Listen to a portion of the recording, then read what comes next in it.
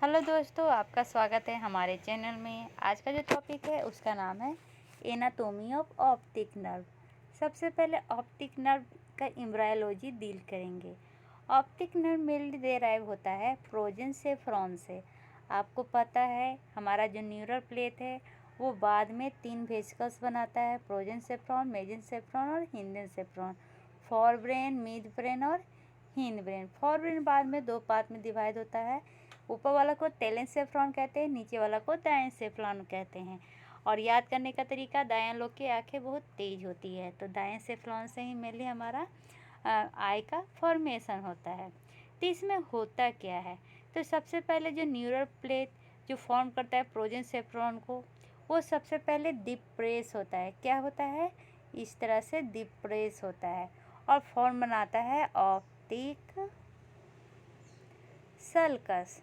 ठीक है, उसके बाद ये जो न्यूरल प्लेट है वो कन्वर्ट हो जाता है प्रोजेंसेफ्रॉन में।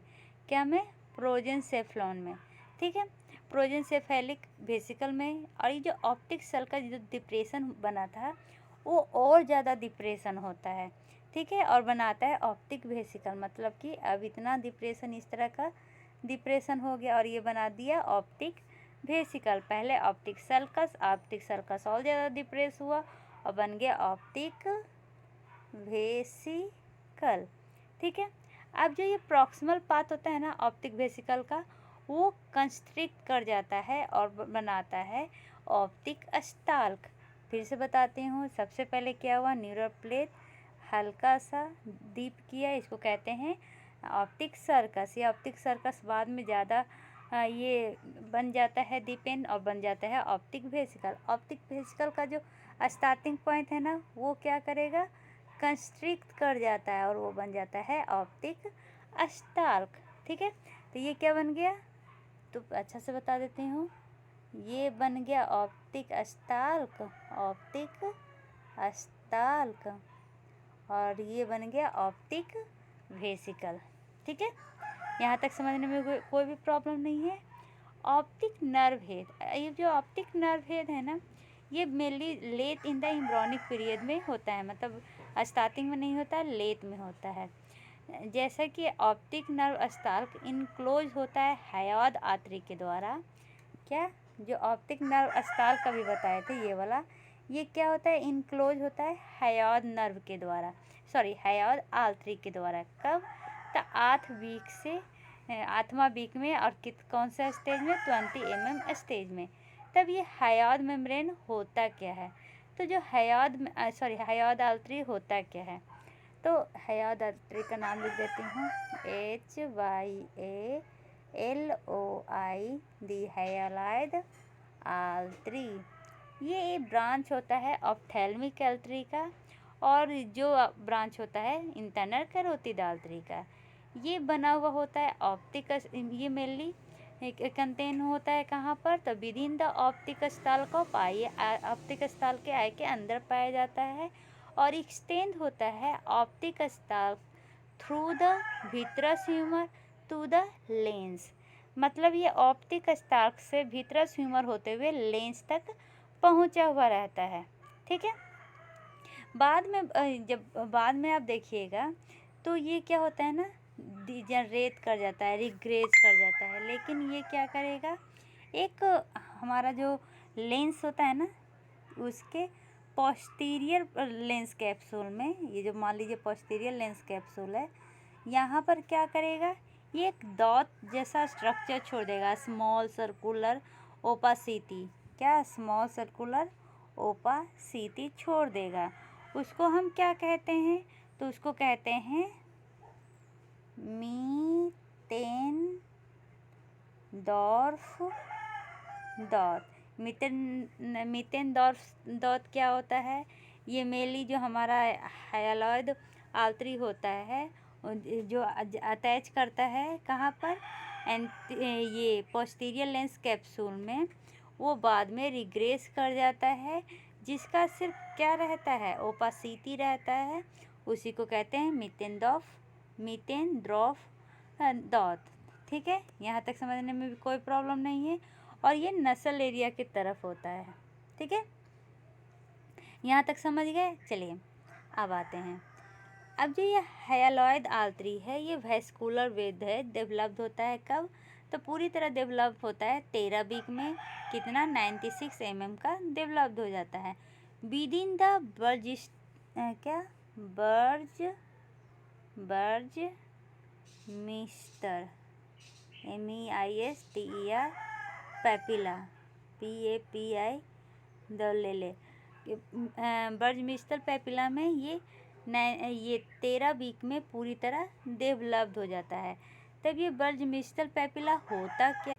बर्जमिस्टर पैपिला ये रेमनेंट होता है हाइलोइड आर्टरी का, जो मेनली रन करता है ऑप्टिक डिस्क से कहाँ तक? लेंस तक, ड्यूरिंग द फीटल डेवलपमेंट। तभी बताया था ना, हाइलोइड आर्टरी वो अगर लेंस में उसका सर्कुलर ओपेसिटी रह जाता है तो उसको वो डॉट कहते थे, और जो उसका रेमनेंट बच जाएगा हाइलोइड आर्टरी का उसको हम बर्जमिस्टर पैपिला कहेंगे, जो रन करता है मेनली ऑप्टिक डिस्क से लेंस तक ड्यूरिंग द फीटल डेवलपमेंट। लेकिन बाद में ये क्या कर जाता है? रिग्रेस कर जाता है, और इसमें से कोई भी रेमनेंट सीन नहीं होता है। ठीक है, ये समझने में कोई प्रॉब्लम नहीं है। चलिए अब आगे बढ़ते हैं। अब जो हमारा ये जो हाइलोइड आर्टरी है ये मेनली क्या हुआ? एक वेस्कुलर वेद डेवलप किया कहाँ पे? बर्जमिस्टर पैपिला में, और इसके थ्रू ही हमारा नर्व फाइबर पूरे रेटिना में जाता है। ठीक है। ग्लियल सेल फॉर्म करता है शीथ ऑफ द वेसस। अब ये ग्लियल सेल क्या होता है? तो ग्लियल सेल आपको पता है, ग्लियल सेल ही बाद में जाके 6 पार्ट 7 में डिवाइड हो जाता है। ठीक है, तो चलिए ग्लियल सेल के बारे में पढ़ते हैं। ग्लियल सेल का दूसरा नाम न्यूरोग्लिया भी है। ये नॉन न्यूरोनल सेल है कहाँ पर? In the central nervous system, और इन पेरिफेरल नर्वस सिस्टम में मेनली ये इलेक्ट्रिकल इम्पल्स प्रोड्यूस नहीं करता है। इसका काम क्या है? तो इसका काम है होमोस्टैटिस का, माइलिन का फॉर्मेशन का, ताकि ये न्यूरॉन्स को प्रोटेक्ट और सपोर्ट कर सके। ठीक है, यहाँ तक समझ गए। चलिए अब आते हैं glial cell. Glial cell mainly ये वेसल के ऊपर शीथ बनाता है। ठीक है, जब हाइलोइड आर्टरी डिसअपीयर कर जाता है बर्थ के पहले, और जो बर्जमिस्टर पैपिला है वो एट्रोपिक हो जाता है, तो ये फिजियोलॉजिकल कप में मेनली क्या होता है? बाद में जाके फिजियोलॉजिकल कप बन जाता है ऑप्टिक डिस्क में, जो मेनली डेवलप्ड होता है 15 वीक ऑफ गेस्टेशन में। ठीक है, अब जो हमारा एम्ब्रियोनिक ऑप्टिक स्टाल्क था, जो मेनली 4th वीक में डेवलप करता है, वो कनेक्ट करता है ऑप्टिक वेसिकल से टू द फोरब्रेन। तो ये तो हम पढ़ लिए। अब देखते हैं कि किसका लेंथ कितना होता है और कब डेवलपमेंट होता है। 4th वीक में शॉर्ट ऑप्टिक स्टाल्क डेवलप्ड होता है, जिसका लेंथ 2.5 से 6 mm तक रहता है। 5th वीक में मेनली हमारा हाइलोइड आर्टरी डेवलप्ड होता है, जिसका लेंथ 5 से 9 mm रहता है। ठीक है, यहाँ तक समझ गए। अब जो हमारा ये ऑप्टिक नर्व है उसका डेवलपमेंट कब होता है? 7th वीक में ऑप्टिक नर्व का डेवलपमेंट होता है, और इसका लेंथ 13 से 18 mm होता है। ठीक है, यहाँ तक समझने में कोई भी प्रॉब्लम नहीं है। अब जो स्टाल्क ये सब जो है एक्सॉन ये सब, वो मेनली 8वां वीक में होता है, 18 से 31 mm इसका लेंथ होता है। ठीक है, जो हमारा पाई मीटर, एरेक्नॉइड, दूला मीटर है, वो एक दूसरे से अलग कैसे होता है? कब होता है? तो 12 वीक में, और इसका लेंथ कितना होता है? 80 mm। ठीक है, इसमें मेनली ग्लियर फिलामेंट अपीयर होता है। सब एरेक्नॉइड स्पेसेस कब आते हैं? तो 14 वीक में, और लेंथ कितना होता है? 105 mm। ठीक है, फिजियोलॉजिकल कब बनता है? तो 15 वीक में। याद रखिएगा, फिजियोलॉजिकल कब 15 वीक में बनता है। 117 से 123 mm हो जाता है ऑप्टिक नर्व का लेंथ। ठीक है, अब माइलिनेशन स्टार्ट कब होता है? तो 23 वीक में, उसमें 220 mm हो जाता है। ठीक है, यहाँ तक समझ गए। चलिए अब anatomy of optic nerve. Optic nerve जैसा कि आप पिक्चर में देख रहे हैं, सॉरी पीपीटी में देख रहे हैं, कितना होता है ऑप्टिक नर्व में, कितने एक्सॉन होते हैं? तो अप्रॉक्स या मोर देन 1 मिलियन एक्सॉन होते हैं। ठीक है, ये ऑप्टिक नर्व स्टार्ट कहाँ से होता है और पहुँचता कहाँ तक है? ऑप्टिक नर्व स्टार्ट होता है ऑप्टिक डिस्क से, फिर वो क्याज्मा बनता है और ये पीछे की ओर जाता है। ठीक है, पीछे की ओर ही जाएगा ना, जैसे कि हमारा आई है। ठीक है, और इस तरह से ये क्याज्मा बनाता है और फिर ये ब्रेन के पास, मेनली कॉर्टेक्स के पास लेकर जाता है। ठीक है, इसके एक्सॉन ओरिजिनेट कहाँ से होते हैं? तो गैंग्लियोनिक सेल से ओरिजिनेट होते हैं। कंसिस्ट क्या क्या का होता है? तो अफरेंट फाइबर्स का होता है। और इसके लैंगोटिक ट्रैक कहाँ पे जाता है? वाइट मैटर में जाता है, और ये मेनली न्यूरी लेमा से कवर्ड नहीं होता है। ठीक है, तो अब पीपीटी ये मेनली बिगिंस होता है ऑप्टिक डिस्क से। ठीक है, उसके बाद इसका मेनली कितने होते हैं? 1 मिलियन से ज़्यादा होता है, और ये गैंग्लियन सेल से निकलता है, ganglion cell of the retina या नर्व फाइबर लेयर से। ठीक है, ये जो नर्व फाइबर है ये माइलिनेटेड हो जाता है जब आई को छोड़ता है, मतलब आई से बाहर निकलते ही ये माइलिनेटेड हो जाता है। ठीक है, ऑप्टिक नर्व है ना जो बाद में डिवाइड होता है 4 पार्ट में। ठीक है, उससे पहले यहाँ पर 2 गो बात है, उसको हम समझ लेते हैं। पोस्टीरियर स्क्लेरल फोरामेन, ये क्या है? पोस्टीरियर स्क्लेरल फोरामेन जहाँ पर हमारा ऑप्टिक नर्व एग्जिट करता है ग्लोब को, ग्लोब है ना आई का ग्लोब, जब इस यहाँ से निकलेगा ऑप्टिक नर्व तो वो उस एरिया को क्या कहते हैं? हाँ, उस फोरामेन को कहते हैं posterior scleral foramen. Circular opening 1 millimetre below होता है और 3 mm nasal to the posterior pole of I.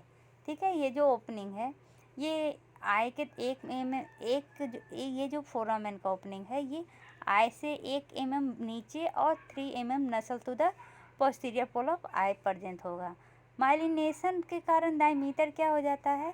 1.5 mm से 1.5 mm से 3 mm हो जाता है जब वो छोड़ता है आई को।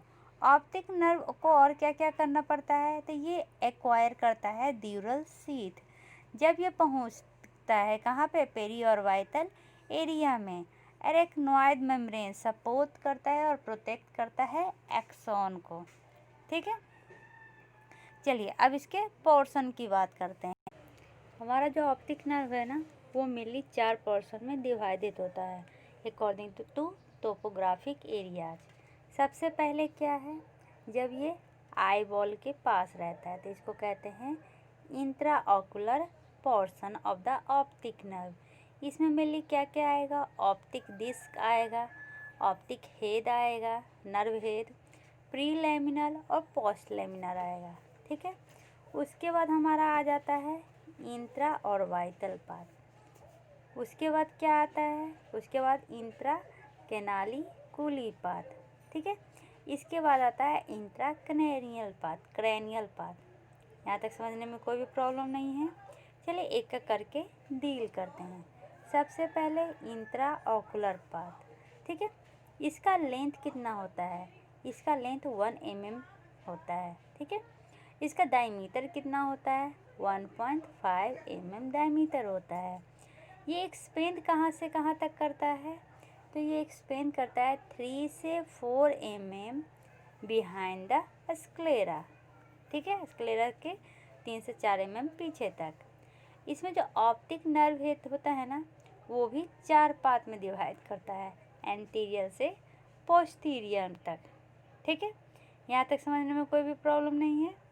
चलिए अब आते हैं दूसरा क्या है? Intra orbital length. क्या? इंट्रा ऑर्बिटल, जिसका लेंथ होता है 25 mm। ठीक है, अब इसका मेनली क्या होगा ना, रिलेशन होगा किसके साथ? तो इसका रिलेशन होता है ऑप्थेल्मिक नर्व आर्टरी के साथ। स्टार्टिंग में क्या होता है? सबसे नीचे जो होता है उसको क्या कहते हैं? इसको इंफीरियर, लेटरल और मीडियल पार्ट में डिवाइड किया गया है। At the optic foramen inferior to lateral क्या क्या है तो देखते हैं। inferior division of third nerve, nasociliary artery, sixth nerve और ciliary ganglion मेनली इसमें प्रेजेंट होता है। ठीक है। इंट्रा और जो ऑर्बिटल ऑप्टिक नर्व है उसके एपेक्स पे क्या पाया जाता है, इसके एपेक्स पे पाया जाता है एनुलस ऑफ जीन। इस तरह से आके सारे मसल यहाँ पे मिलते हैं ना, उस तरह से इसमें क्या पाया जाता है, एनुलस ऑफ जीन। स्पेलिंग देखना चाहिएगा तो एनुलस ऑफ जीन। ठीक है। ब्लड सप्लाई तो ऑप्थेल्मिक आर्टरी जो मेनिंजियल ब्रांचेस से आया है। अब आते हैं इंट्रा कैनालिकुली। इसका 9 mm लेंथ होता है। ये टाइटली फिक्स्ड होता है कैनाल के अंदर। अगर ये ज़्यादा कंप्रेस हो जाए तो ऑप्टिक न्यूरोपैथी होने का डर है। ये मेनली ब्लंट ट्रॉमा में इसका डैमेज हो सकता है। इसमें ऑप्टिक नर्व इरीमा हो सकता है। ब्लड सप्लाई कहाँ से आता है, तो blood supply mainly Payal branches of ophthalmic artery से आता है। ठीक है। अब आते हैं इंट्रा क्रैनियल नर्व के बारे में। इसका लेंथ है 10 mm, इसका डायमीटर है 4.5 mm। ठीक है। एक्सटेंड कहाँ से कहाँ तक रहता है, ये एक्सटेंड होता है पोस्टीरियर से मेडियली असेंडिंग तक। कितना एंगल बना के, तो 45 डिग्री का एंगल बना के। उसके बाद ये क्या करता है, तो इसके बाद ये कियाज्मा फॉर्म करता है। देखिए कियाज्मा फॉर्म किया। ठीक है। ब्लड सप्लाई तो वही pial vessel mainly internal carotid artery से जो ब्रांचेज आते हैं, एंटीरियर सेरिब्रल और एंटीरियर कम्युनिकेटिंग आर्टरी से इसका मेनली क्या होता है, ब्लड सप्लाई होता है। चलिए एक बार रिवाइज कर लेते हैं। एनाटोमी ऑफ ऑप्टिक नर्व में मेनली 3 सेगमेंट था, उसमें 4 सेगमेंट था क्योंकि उसमें एक इंट्राऑकुलर पोर्शन भी आ गया था। इसमें मेनली ऑर्बिटल सेगमेंट जो 25 से 30 mm लॉन्ग होता है। इसमें मेनली मसल ऑप्टिक मसल कोन प्रेजेंट होता है जो एग्जीक्यूट करता है ऑर्बिट को किसके थ्रू, एनुलस ऑफ जीन के थ्रू। चलिए देखते हैं। ये देखिए हमारा जो मसल्स है वो एनुलस ऑफ जीन के थ्रू क्या हो रहा है, एग्जीक्यूट कर रहा है हमारे ऑर्बिटल सेक्शन को। ठीक है। इसमें क्या क्या रहता है, तो सेंट्रल रेटिना का सेंट्रल फाइबर और पेरिफेरल रेटिना का peripheral fibre. Intra canalicular portion ये मेनली 4 से 9 mm का होता है। इंट्रा क्रैनियल पोर्शन 10 mm का होता है। ये पास कहाँ से करता है, अंदर फेल्सिफॉर्म लिगामेंट। और ये इम्पिंज कहाँ पे होता है, तो नर्व में इम्पीज होता है, जिसके कारण के क्या होता है, लेसन भी हो सकता है और मासेज भी हो सकता है। ठीक है। टर्मिनेट और both nerve fuse to form chiasma. यहाँ पर ही इसका कियाज्मा का फॉर्मेशन होता है। ठीक है। 80% जो होता है ना ऑप्टिक नर्व, वो मेनली विजुअल फाइबर होता है जो साइनेप्स करता है lateral geniculate body with axon. ठीक है। और वो मेनली कहाँ पे जाता है, तो primary visual cortex of occipital lobe. 20% pupillary fibre होता है जो जाता है प्री टेक्टल एरिया में। ऑप्टिक नर्व फाइबर कभी भी रीजनरेट नहीं होता है अगर एक और डैमेज हो जाए या सीवियरली इल हो जाए। ठीक है। इसलिए ऑप्टिक नर्व बहुत ही ज़्यादा इम्पोर्टेंट है क्योंकि इसको हम दोबारा रीजनरेट नहीं कर सकते हैं। तो ऑप्टिक नर्व का जो हेड होता है ना, वो मेनली 4 लेयर उसमें होते हैं। लिख देती हूँ यहाँ पर, ऑप्टिक नर्व हेड। इसके कितने लेयर होते हैं, इसके 4 लेयर होते हैं। कौन कौन सा, तो सबसे पहला जो लेयर होता है उसको कहते हैं SNFL। ये क्या होता है, सरफेस नर्व फाइबर लेयर। दूसरा जो होता है उसको कहते हैं प्री लैमिनार लेयर। ये मेनली इसमें रेटिना नर्व फाइबर होते हैं पीछे में, और ये क्या होता है, फॉर्म करता है प्लेन ऑफ रेटिना, और जो विजुअल होता है सिर्फ सेंट्रल कप में। फिर प्रेजेंट होता है तीसरा लेयर, उसको कहते हैं लैमिना लेयर। ये लैमिना क्रिब्रोसा और नर्व फाइबर बंडल इसमें इसके थ्रू रन करते हैं। ठीक है। अगला जो होता है रेट्रो लैमिनार लेयर। ठीक है, तो चलो एक करके डिस्कशन करते हैं सब सारे लेयर को। तो जैसे कि इसको हम पिक्चर बना देते हैं, ये हमारा क्या है, इस तरह से इसका पिक्चर बनता है। ठीक है, ये मान लीजिए हमारा रेटिना वाला पार्ट है, आर से लिखती हूँ। ये वाला जो पार्ट है ये हमारा क्या है, कोराइड वाला पार्ट है, और जो नीचे है ये स्क्लेरा वाला पार्ट है। ठीक है, जो हमारा रेटिना है इसमें कौन कौन सा होता है, तो हमारा होता है SNFL, मतलब कि सरफेस नर्व फाइबर लेयर। ठीक है, यहाँ तक समझ गए। जो हमारा कोराइड वाला पार्ट है इसमें होता है प्री लैमिनर रीजन। उसके बाद जो स्क्लेरा वाला पार्ट है इसी को हम कहते हैं लैमिना क्री ब्रोसा CRIBROSA क्रिबोसा रीजन। और इसके पीछे जो ये वाला रीजन होता है इसको कहते हैं रेट्रो लैमिनार रीजन। ठीक है, यहाँ तक समझने में कोई भी प्रॉब्लम नहीं हुआ होगा। चलिए, ये जो लैमिना क्रिबोसा है ये क्या था, ये मेनली कंसिस्ट होता है बहुत सारे प्लेट ऑफ कोलाजिनस कनेक्टिव टिश्यू। इसमें मेनली 200 से 400 ओपनिंग होता है। जो सबसे ऊपर वाला ओपनिंग होता है उसको हम ग्रे डॉट कहते हैं, जो ऑप्टिक डिस्क में दिखता है। लार्ज पोल होते हैं जिसमें थिन कनेक्टिव टिश्यू को सपोर्ट करता है और लार्ज नर्व फाइबर्स के लिए। ऑप्टिक कप क्या होता है, तो पहले आप समझ लीजिए। आप मान लीजिए एक लीजिए, एक को पका लीजिए, उसको बीच से काट लीजिए, तो इस तरह से आपको दिखेगा। ये क्या होता है, तो ये ऑप्टिक डिस्क है, ये ऑप्टिक कप है। ऑप्टिक डिस्क, ये ऑप्टिक कप होता है। ठीक है, तो ऑप्टिक कप क्या है, 3 डायमेंशनल पेल डिप्रेशन होता है सेंटर में, ऑप्टिक के सेंटर में होता है। इसका साइज मेनली रिलेटेड होता है डायमीटर ऑफ द डिस्क पे। अब न्यूरो रेटिनल रिम क्या होता है, यहाँ पर जितने भी रिम्स प्रेजेंट होते हैं ना उसी को हम कहते हैं neuro retinal rims. Tissue occur outer edge of the cup and the outer margin of the disc. ठीक है, इसका कलर कैसा होता है, ऑरेंज या पिंक कलर का होता है। इसका विड्थ यूनिफॉर्म होता है, इसमें रेटिनल ब्लड वेसल्स प्रेजेंट होते हैं। ठीक है, यहाँ तक समझने में कोई प्रॉब्लम। चलिए अब एक बार रिवीजन कर लेते हैं क्या क्या पढ़ा। सबसे पहले हमने एम्ब्रायोलॉजी पढ़ा। एम्ब्रायोलॉजी में हमने क्या पढ़ा कि फॉर्मेशन ऑफ ऑप्टिक वेसिकल और optic stalk mainly third week of gestation में हो जाता है। होता क्या से है, तो न्यूरोप्लेट जो मेनली फॉर्म करता है प्रोजेंसेफ्लॉन में डिप्रेशन होता है, उससे बनता है ऑप्टिक सर्कस में और ज़्यादा डिप्रेशन होता है। और उसके बाद क्या बनता है, ऑप्टिक वेसिकल में जो प्रॉक्सिमल पार्ट है वो कंस्ट्रिक्ट करता है और ऑप्टिक स्टाल का फॉर्मेशन करता है 4th वीक में। ठीक है, और इसमें और भी क्या पढ़ा, तो इसका जो डेवलपमेंट होता है वो मेनली कहाँ पे होता है, ऑप्टिक नर्व का डेवलपमेंट, तो बर्ग मिएस्टर पपिला में। यहाँ पर मेनली हाइलोइड आर्टरी रहता है जो बर्थ के पहले डिसअपियर कर जाता है, और ये पेपिलरी भी बाद में एट्रोपिक हो जाता है और फॉर्म करता है फिजियोलॉजिकल कब 15 वीक में। ठीक है, 15 वीक ऑफ गेस्टेशन में। एक्सॉन के बारे में क्या पढ़ा, जो हमारा ये ऑप्टिक स्टाल्क है वो डेवलप होता है एक्सॉन से। जो ऑप्टिक स्टाल्क है उससे मिली हमारा एक्सॉन डेवलप्ड होता है। ठीक है, और कब, 7th वीक में। और ये मैलिनेटेड हो जाता है जब निकलता है कहाँ से, और आई के बाहर आता है तो।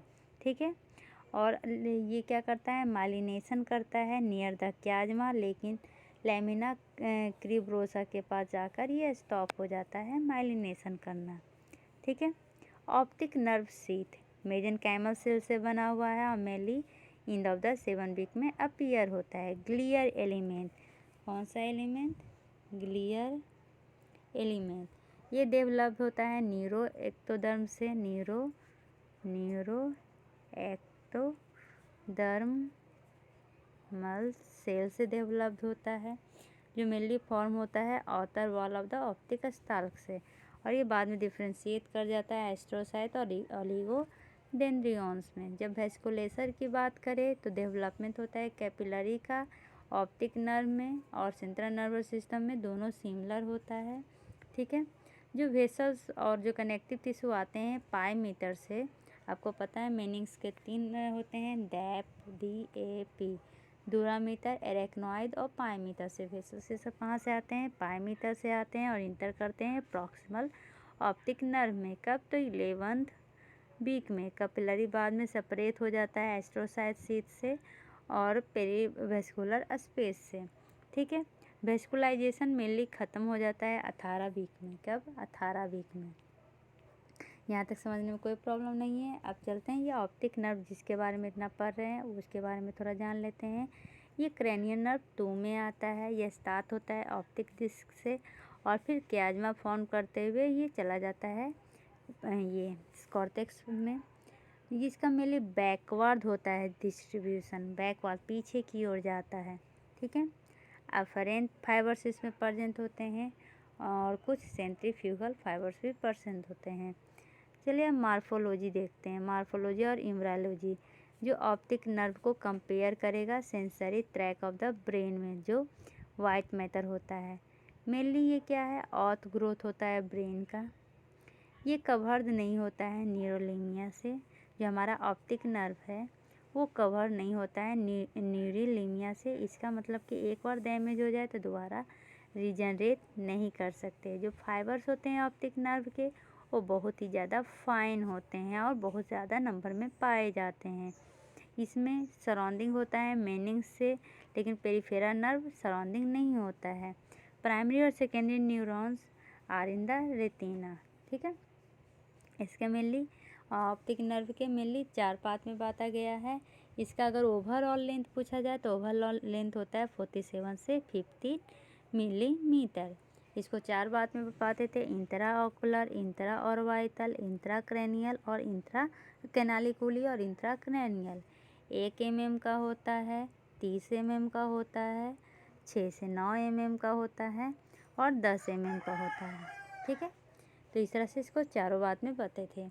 जो इंट्रा ऑकुलर पाथ था ना, इंट्रा ऑकुलर पाथ मेनली 3 भाग में डिवाइड होता है। जैसे कि समझ लीजिए ये हमारा क्या है? कोराइड है। ठीक है। इस तरह से हमारा रेटिना चल गया तो ये 3 पार्ट में डिवाइड हो जाता है। इसको कहते हैं प्री लैमिनल टिश्यू, इसको लैमिनल क्रीब्रोसा और इसको कहते हैं पोस्ट लैमिनल टिश्यू। ये हमारा क्या है? स्क्लेरा है। ठीक है। तो ये जो हमारा इंट्राओकुलर पाथ है ये मेनली पास करता है स्क्लेरा को, कोराइड को। ठीक है। और अपीयर कैसा होता है? एज ए ऑप्टिक डिस्क की तरह अपीयर होता है। इसका डायमीटर 1.5 mm होता है और ये एक्सपेंड करता है 3 mm behind the sclera due to presence of myelin sheath. इसको मेनली 4 पार्ट में डिवाइड किए इंट्राओकुलर पाथ को, SNFL, pre laminar, lamina cribrosa और लेट्रोलैमिनल। ठीक है। चलिए एक एक पाथ को डिवाइड समझते हैं। अभी बताया था पिक्चर, फिर से एक बार बता देती हूँ। ये मान लीजिए रेटिना का पाथ है, इतना मान लीजिए कि ये कोराइड का, स्क्लेरा का, स्क्लेरा के पीछे जो होता है उसको हम रेट्रोलैमिना कहते हैं। रेटिना में क्या पाया जाता है? तो SNFL। उसके बाद कोराइड में प्री लैमिनार लीजन, ये वाला लैमिनार लीजन, इसको हम दूसरा नाम है क्रीब्रोसा भी कहते हैं। क्रीब्रोसा का स्पेलिंग CRIBROSA। ठीक है। और ये लैमिना के पीछे जो होता है उसको हम कहते हैं रेट्रोलैमिनल रीजन। ठीक है। चलिए अब एक एक के बारे में डिस्कस करते हैं। क्या है? SNFL। इसका फुल फॉर्म होता है सरफेस नर्व फाइबर लेयर। ये कंपोज होता है एक्सॉन बंडल से जिसमें 94% नर्व फाइबर्स होते हैं रेटिना के और 5% एस्ट्रोसाइट होता है। इसमें जो ऑप्टिक डिस्क है ना वो मेनली कवर होता है थिन लेयर ऑफ एस्ट्रोसाइट से। और इसमें मेनली आपको देखने को मिलेगा इंटरनल लिमिटिंग मेम्ब्रेन ऑफ इल्सिंग। ये सेपरेट होता है विट्रस के द्वारा। अब ये इल्चिंग होता क्या है तो इसके बारे में पहले डिस्कशन करते हैं। तो ये क्या है? ये एक क्या है? इंटरनल लिमिटिंग मेम्ब्रेन है जो मेनली सेपरेट होता है भित्रस के द्वारा। ठीक है, अब आते हैं एक और, central portion of membrane get thicken. अब जो हमारा मेम्ब्रेन है उसका सेंट्रल पोर्शन क्या होता है, थिक हो जाता है और क्या बनाता है, सेंट्रल मेनिस्कस ऑफ कोन। तो इसके बारे में अभी सब कुछ एक्सप्लेन करेंगे। उसके बाद ऑप्टिक नर्व में सभी layer of retina except nerve fibre layer separate होता है किसके द्वारा, तो इमीडिएट टिश्यू ऑफ कोन। तो चलिए इन तीनों को एक्सप्लेन में जानते हैं। देखिए, ये इसी सब के बारे में बात कर रहे थे, सपोर्टिंग स्ट्रक्चर ऑफ ऑर्थर नर्व हेड के बारे में बात कर रहे थे। तो सबसे पहले ए कहाँ पर है, ये वाला पार्ट क्या कहलाता है, तो इंटरनल लिमिटिंग मेम्ब्रेन ऑफ इल्सनिग। ये सेपरेट करता है नर्व हेड को कहाँ से, तो भीतरस से। ठीक है, सी वाला पार्ट देखिए, जो थिक वाला पार्ट है, इसको कहते हैं सेंट्रल मेनिस्कस ऑफ कोन।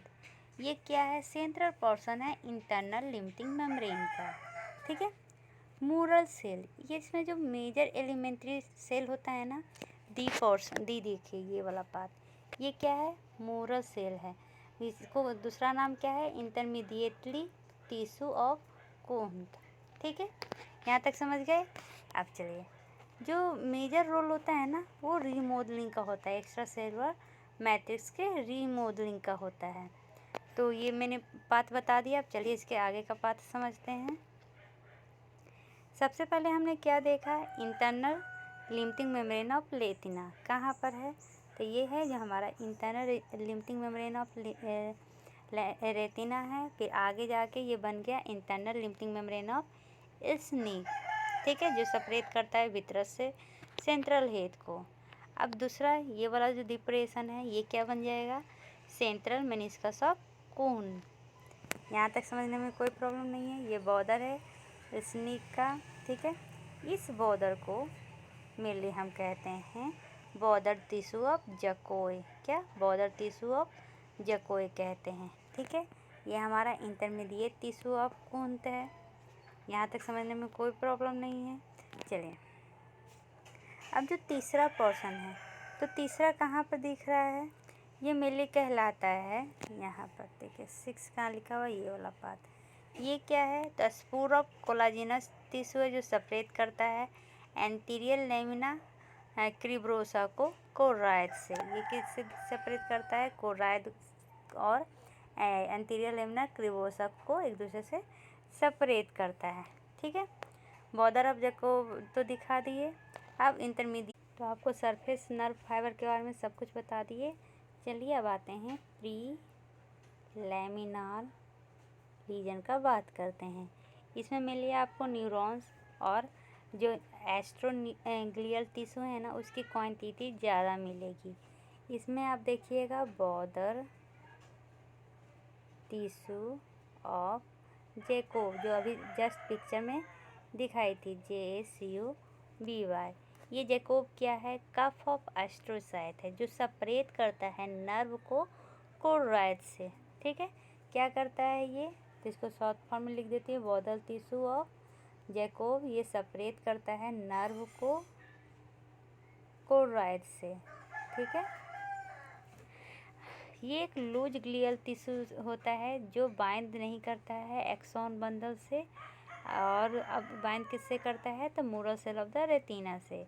अगर डिस्क स्वेल हो जाएगा तो इसमें इजीली पेपिलो इदीमा होने का डर है, लेकिन एडजेंट से रेटिना में नहीं होगा।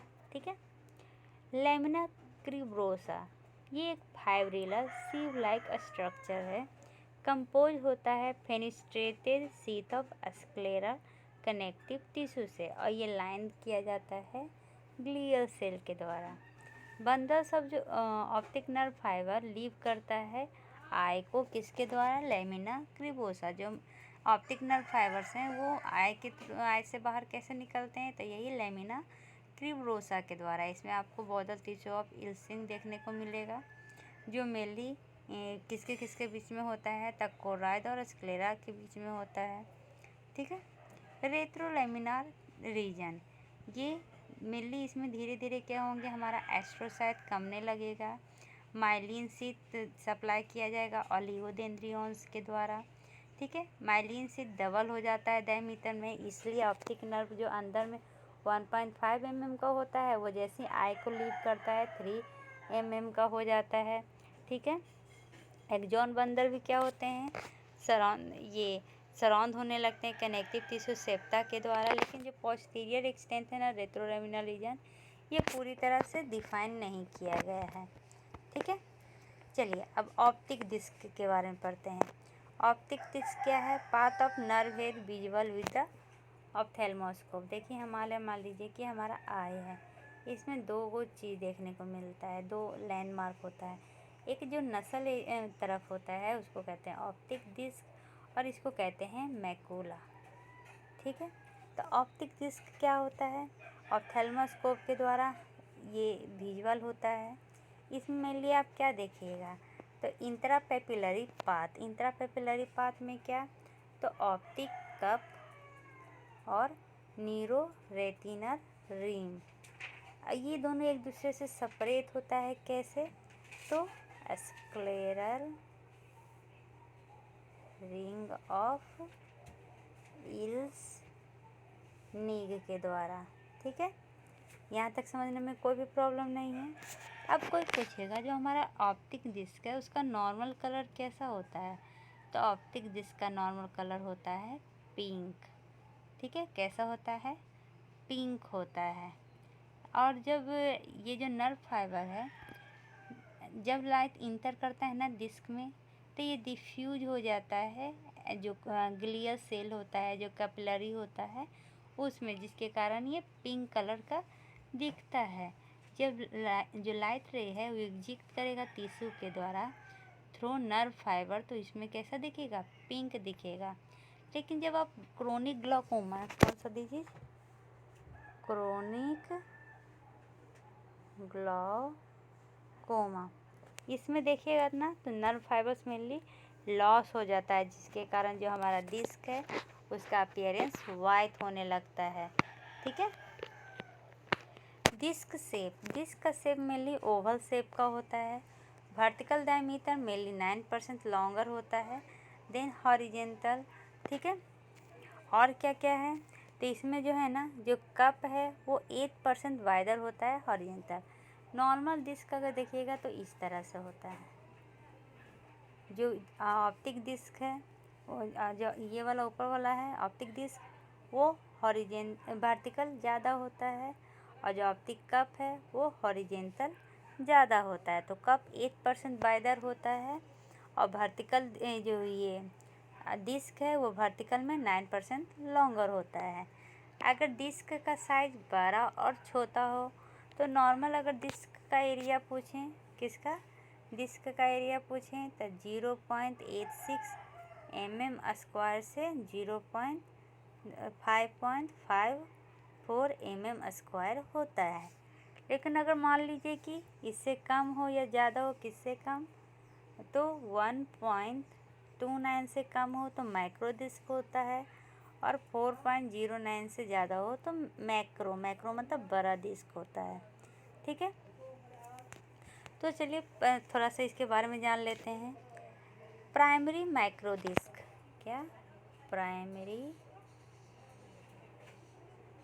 मैक्रो डिस्क, अब ये क्या होता है, ये मेनली एसोसिएटेड होता है एक कंडीशन जिसको कहते हैं pith of the nerve fibre. इसके कारण एक डिजीज होता है जिसको कहते हैं मॉर्निंग ग्लोरी सिंड्रोम। जैसा कि आपको पता है ये सिर्फ क्या है, एनाटोमी है, तो इसमें सिर्फ मैं इंट्रोडक्शन दे रही हूँ, बाकी एक्सप्लेन इसके डिसऑर्डर में करूँगी। दूसरा क्या आपको पढ़ने को मिलेगा, सेकेंडरी मैक्रो डिस्क। अब ये क्या होता है, तो इसमें मेनली हाई मायोपिया और क्या देखने को मिलेगा, हाई मायोपिया, और क्या रहेगा, बुथेल्मोज, आई जो होता है एकदम वुल्फ की तरह बड़ा बड़ा हो जाता है। ठीक है, एक और टर्म आप देखिएगा NAION, ये मेनली कॉमन होता है स्मॉल ऑप्टिक नर्व हेड के लिए। ये प्रॉब्लम आता है कब? जब वेस्कुलर परफ्यूजन या लिमिटेड स्पेस होता है तब। ठीक है। सेम होता है जब ऑप्टिक नर्व हेड का द्रूसन देखने को मिलता है। क्यों? तो क्योंकि ब्लॉकेज हो जाता है ऑर्थोग्रेड एक्सोप्लाज्मिक फ्लो में। और भी आपको क्या देखने को मिलेगा? तो स्यूडो पापिलो इदीमा देखने को PAPI स्यूडो पैपिलो इदीमा। इसमें मेनली जो ऑप्टिक नर्व का हेड है वो स्मॉल हो जाता है और ये मेनली देखने को मिलता है हाईली हाइपरमेट्रोपिक आई में। ठीक है। इसमें मेनली कौन सा ज़्यादा सस्पेक्टिबल होता है? तो सुपीरियर और inferior disc. Region of damage क्या है? तो ये ड्यू टू हायर पोर्टो डिस्क एरिया, क्योंकि वहाँ पर ज़्यादा डिस्क एरिया होता है। ठीक है। ऑप्टिक कप के बारे में जानते हैं। तो ऑप्टिक कप क्या है? एक डिप्रेशन होता है। क्या होता है? एक डिप्रेशन होता है। और डिप्रेशन कैसा है? तो मान लीजिए कि ये हमारा क्या ऑप्टिक डिस्क है, तो ये इस तरह से ऑप्टिक कप होता है। फनल शेप का डिप्रेशन होता है। इसका साइज वेरी करता है। ठीक है। कप को रिलेट करता है डिस्क के साथ। लार्ज अगर डिस्क होगा तो लार्ज कप होगा, स्मॉल डिस्क होगा तो स्मॉल कप होगा। कभी कभी ये एब्सेंट भी हो जाता है। 3D मेजरमेंट करेंगे कप शेप का, तो ये कैसा होगा? कॉन फोकल माइक्रोस्कोपी, इसके द्वारा हम 3D मेजर कर सकते हैं कप के शेप को। ठीक है। अब जानते हैं न्यूरो रेटिनल रिम के बारे में। जो टिश्यू आउटसाइड द कप होता है उसी को हम न्यूरो रेटिनल रिम कहते हैं। इसमें क्या होता है? बहुत सारे नर्व फाइबर प्रेजेंट होते हैं। ये फॉलो करता है ईजेंट रूल को, मतलब कि इन्फीरियर, सुपीरियर, नसल और टेम्पोरल रूल को फॉलो करता है। इन्फीरियर जो होता है वो क्या होता है? थिकेस्ट होता है। इसमें सबसे ज़्यादा न्यूरो रेटिनल रिम प्रेजेंट होता है। ग्रेटर एक्सोनल मास होता है। वेस्कुलरिटी मेनली इन्फीरियर और टेम्पोरल रीजन में देखा जाता है। ठीक है। जैसे कि मान लीजिए इस तरह से अगर हम पिक्चर बना रहे हैं तो इधर से नर्व फाइबर आ रहा है और इधर से नर्व फाइबर आ रहा है, बीच में ऑप्टिक कप है। ठीक है। तो इस तरह से जब ये हमारा न्यूरो रेटिनल रिम आता है। ठीक है। तो यही कहाँ पे ज़्यादा होता है, कहाँ पे कम होता है, ये फॉलो करता है हमारा ISNT रूल। ठीक है। और यहाँ पर जब क्रॉस करेगा ना तो इसी को कहते हैं लेमिना क्रिबोसा को क्रॉस किया है। यहाँ तक समझ गए? अब देखिए इसका clinical appliance. Open angle glaucoma में मेनली जो कप होता है ना, ऐसे जो स्टार्टिंग में ये कप क्या होता है? हॉरिजेंटल ज़्यादा होता है, लेकिन ओपन एंगल ग्लूकोमा में ये वर्टिकल ज़्यादा हो जाता है। ठीक है। यहाँ तक समझने में कोई प्रॉब्लम नहीं है। जो स्टार्टिंग में कप टू डिस्क रेशियो होता है ना, वो लेस देन 0.4 होता है। ये हमारा कप है, बीच में जो है वो डिस्क है। ठीक है। इसका साइज बढ़ता और घटता है, लेकिन वो 0.4 से कम ही होगा। हमारा हेल्दी डिस्क। लेकिन एक बीमारी जिसको कहते हैं granulomatous disc, mainly glaucoma patient में देखा जाता है। इसमें जो कप तो ऑप्टिक डिस्क होता है वो कितने होते हैं? 0.6 होते हैं। मतलब कि ये बढ़ जाता है। मेनली हमारा जो ऑप्टिक डिस्क होता है इस तरह से होता है, ऑप्टिक कप इस तरह से होता है। लेकिन ग्लैकोमेटस मतलब जिसको ग्लाकोमा होया हुआ है उसमें मेनली इस तरह का हो जाता है। दोनों वर्टिकल में ज़्यादा हो जाता है। इसके कारण इसका रेशियो क्या हो जाएगा? बढ़ जाएगा, 0.6 हो जाता है। Sheath of the optic nerve. सबसे पहले ये जानिए जो हमारा मीनिंग्स होता है ना वो 3 तरह होता है। याद कैसे रखेंगे? डेप्थ से कैसे याद होगा? डी से होता है दूरामीटर जो सबसे ऊपर होता है, फिर होता है एरेक्नोइड, फिर होता है पाइमीटर जो सबसे अंदर में होता है। तो पहले चलिए पाइमीटर से शीथ देखते हैं। तो पाइमीटर क्या है? एक फाइब्रस टिश्यू है जिसमें बहुत सारे स्मॉल ब्लड वेसल पाए जाते हैं। ये डिवाइड करता है नर्व फाइबर में, कैसे? तो सेप्टा को भेज के कहाँ पे? तो नर्व सब्सटेंस में। मतलब क्या है ना, फाइब्रस टिश्यू क्या करता है, एक नया सेप्टा बनाता है, जिसके कारण बहुत सारे स्मॉल स्मॉल ब्लड वेसल्स यहाँ पे पाए जाते हैं। ये लूजली अटैच्ड होते हैं कहाँ पर? तो near the क्याजमा, for a short distance near the cranium. मतलब दो जगह ये लूजली अरेंज होते हैं, एक तो क्याजमा के पास और एक क्रेनियम के पास। क्लोजली अटैच होता है इंट्रा कर्नालिकुला और इंट्रा ऑर्बिटल पोर्शन में। चलिए अब आते हैं दूरामीटर में। तो दूरामीटर मेनली सबसे ऊपर वाला लाइनिंग था, तो ये सबसे ऊपर क्रैनियल वॉल्व होता है, उसके बाद दूरामीटर होता है। तो come from the inner lining of cranial valve, continue रहता है आउटर 2/3 ऑफ द स्क्लेरा से। आपको पता है आई का सबसे आउटर लेयर क्या होता है? स्क्लेरा होता है। उसका जो पीछे वाला होता है आउटर 2/3, उसको स्क्लेरा कहते हैं। मतलब दिखा देते हैं, ये हमारा क्या है? कॉर्निया है और ये स्क्लेरा है। तो यही पाथ को क्या करता है? दूरामीटर कंटिन्यू करता है। यहाँ पे सीथिंग दूरामीटर जो होता है टफ, फाइब्रस और एवेस्कुलर होता है। ठीक है, अब सब ड्यूरल स्पेस क्या होता है देखिए, ये हमारा मान लीजिए 3 है डेप, दूरामीटर, एरेक्नॉइड और ये पाइमीटर। दूरामीटर और एरेक्नॉइड के बीच में जो स्पेस होता है उसको क्या कहते हैं? सब ड्यूरल कहते हैं। ठीक है, और जो एरेक्नॉइड और पाइमीटर के बीच में होता है उसको सब एरेक्नॉइड। सब मतलब नीचे, दूरान के नीचे इसका स्पेस, एरेक्नॉइड के नीचे का स्पेस। ठीक है, तो सब ड्यूरल स्पेस क्या होता है? बिटवीन द दूरा और एरेक्नॉइड। सब एरेक्नॉइड क्या होता है? Between the pia mater and arachnoid. ये तो आपको समझ में आ गया। ये सब एरेक्नॉइड स्पेस बहुत ही इम्पोर्टेंट होता है।